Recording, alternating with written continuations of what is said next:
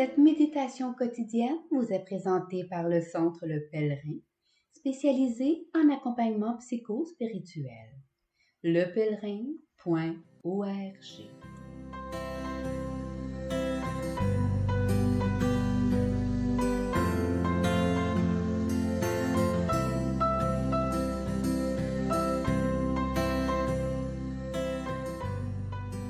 Évangile du jeudi 12 janvier.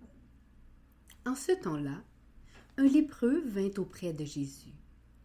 Il le supplia et, tombant à ses genoux, lui dit : « Si tu le veux, tu peux me purifier. » Saisi de compassion, Jésus étendit la main, le toucha et lui dit : « Je le veux, sois purifié. » À l'instant même, la lèpre le quitta et il fut purifié. Avec fermeté, Jésus le renvoya aussitôt en lui disant : « Attention, ne dis rien à personne, mais va te montrer au prêtre et donne pour ta purification ce que Moïse a prescrit dans la loi. Cela sera pour les gens un témoignage. » Une fois parti, cet homme se mit à proclamer et à répandre la nouvelle, de sorte que Jésus ne pouvait plus entrer ouvertement dans une ville, mais restait à l'écart dans des endroits déserts. De partout, cependant, on venait à lui.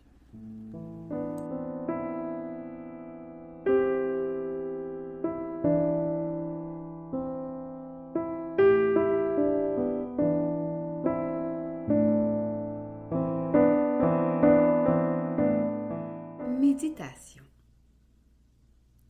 Sainte Thérèse d'Avila portait deux mots comme un refrain : silence et action. Le premier la conduisait à la contemplation et à goûter le feu de l'amour divin.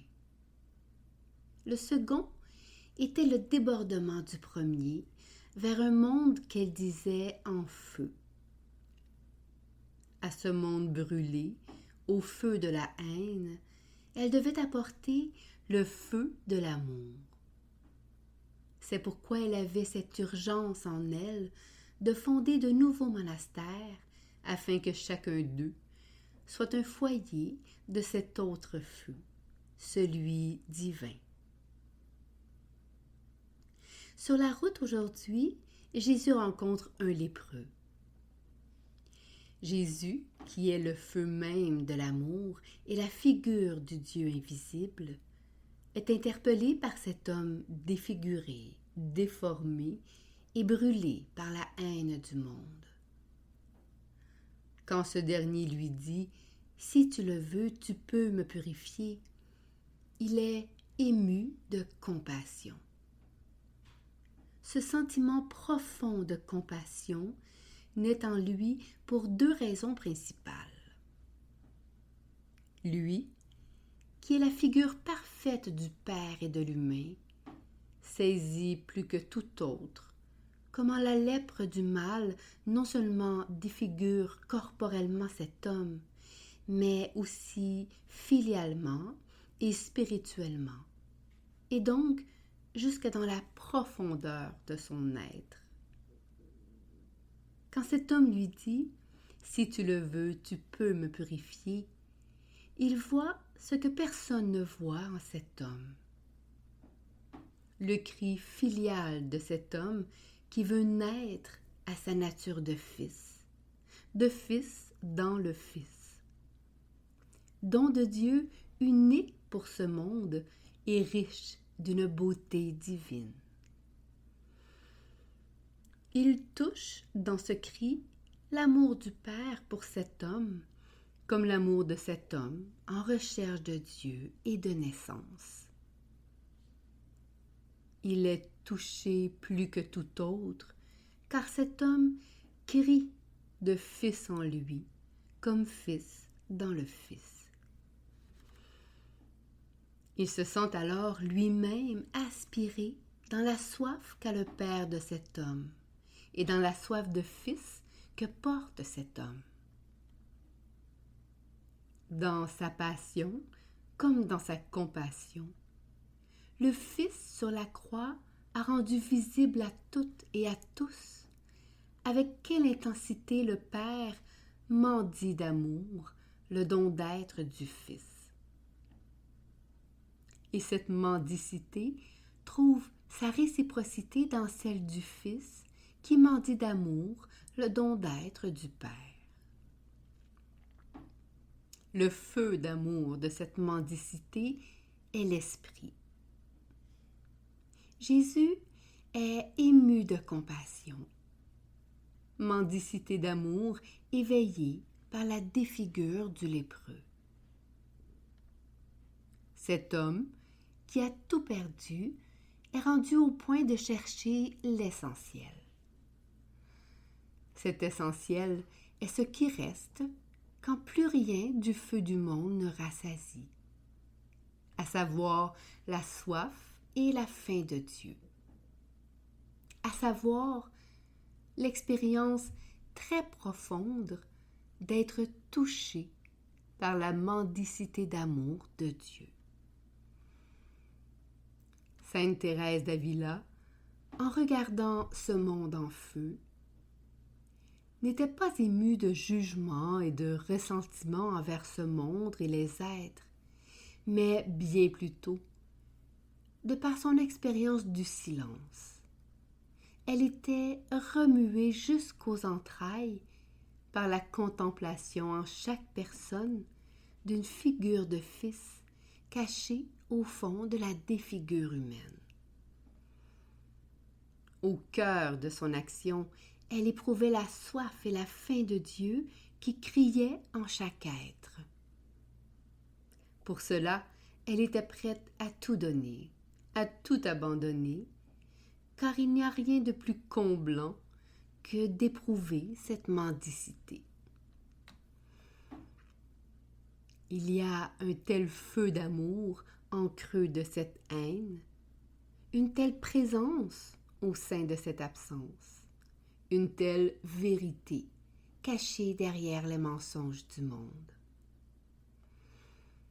Comme Jésus, à cet instant, ne peut offrir qu'une réponse « Je le veux, sois purifié ». En fait, au feu de cette mendicité d'amour, tout en nous est purifié. J'aime à entendre cette demande de Jésus. Attention, ne dis rien à personne. Non comme une menace, mais comme un appel impérieux de passer, cette fois, de l'action au silence. Des événements comme le lépreux vient de vivre doivent déboucher dans le silence. Car s'il reste qu'action, il y a grand danger de ne pas recueillir toute la grâce qui y est donnée, particulièrement celle d'entrer en soi, afin de retrouver sa réelle figure d'humain dans la seule figure du Fils, et de saisir la soif et la faim de Dieu qui s'y trouve. Nous devons, chacun, chacune, découvrir en nous la mendicité d'amour de Dieu et s'en laisser brûler. Sinon, il est bien dangereux de perdre, au cœur de notre action, la présence de l'essentiel. Il y a des rencontres divines dans nos vies qui demandent le secret de la confession et l'aumône secrète de notre être. Car il y a de ces instants qui doivent demeurer protégés. D'ailleurs, les conséquences que Jésus vit de la non-obéissance du lépreux guéri montrent vite l'envahissement du monde, nous témoignant que cet homme est lui aussi en danger d'envahissement. Aura-t-il la force alors, comme Jésus, de chercher dans des endroits déserts? Trouvons donc, à chaque jour en nous, le feu de l'amour de Dieu, comme une brûlure au ventre d'une mendicité infinie. Méditation écrite par Stéphane Thériault.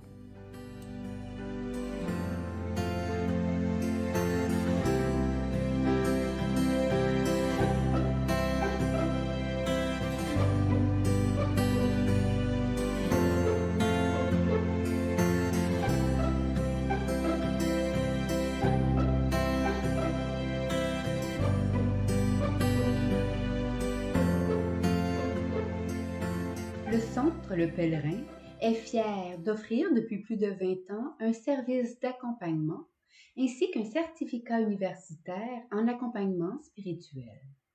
Tous nos services sont offerts en ligne. Nous sommes situés à Montréal, au pied de l'Oratoire Saint-Joseph.